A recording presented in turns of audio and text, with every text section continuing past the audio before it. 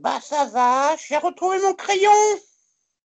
Ah oui, ah oui, oui. Donc, quelle était la question? Alors la question était la suivante. Quel est l'objet qui fait disparaître et apparaître les choses quand on écrit dans l'histoire de Sédou?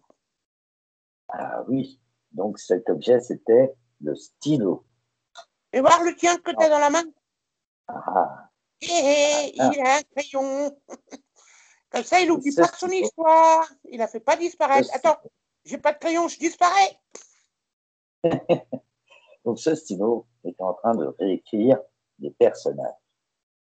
Et d'où lui posait la question, parce que forcément, c'était étonnant.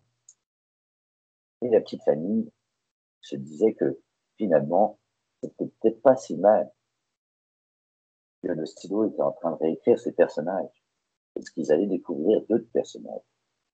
Peut-être étonnant, peut-être étrange, mais après tout, c'est le but d'une histoire. Des personnages, des nouveaux personnages.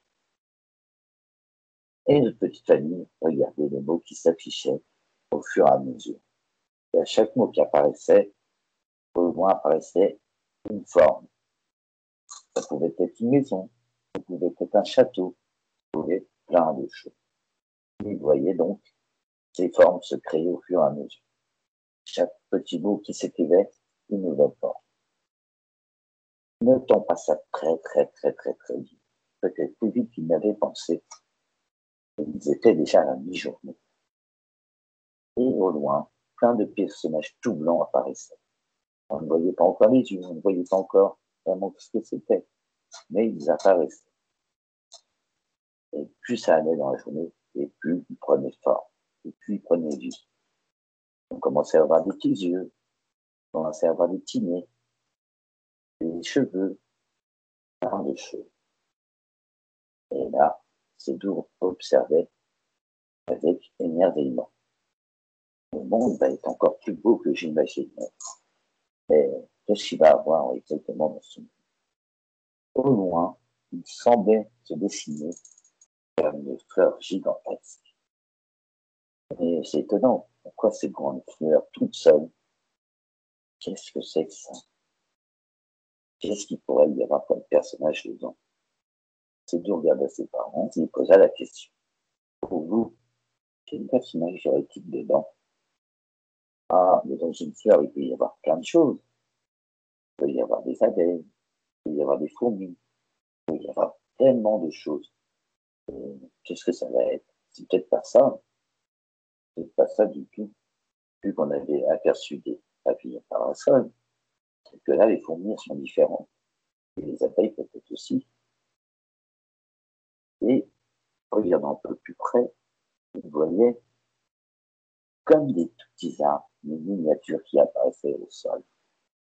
Et vous se dites, c'est bizarre, des petits arbres, qu'est-ce que c'est que ça? C'est étonnant. Pourquoi des petits arbres? Vous avez une idée, papa et maman? Et qui se posait la question aussi, qu'est-ce que c'est que ces petits arbres? Et je crois que la tête vient de dire, c'est bizarre.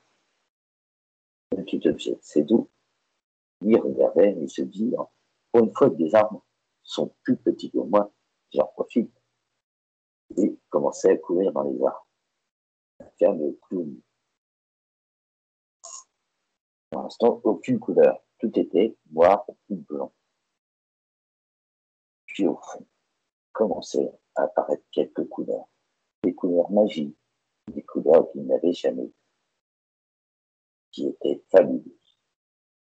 Et ces couleurs, même en les mélangeant, on ne savait pas à quoi ça ressemblait. On ne savait pas tellement l'organiser. On C'était une mélange les nouvelle. couleurs, c'est beau, hein.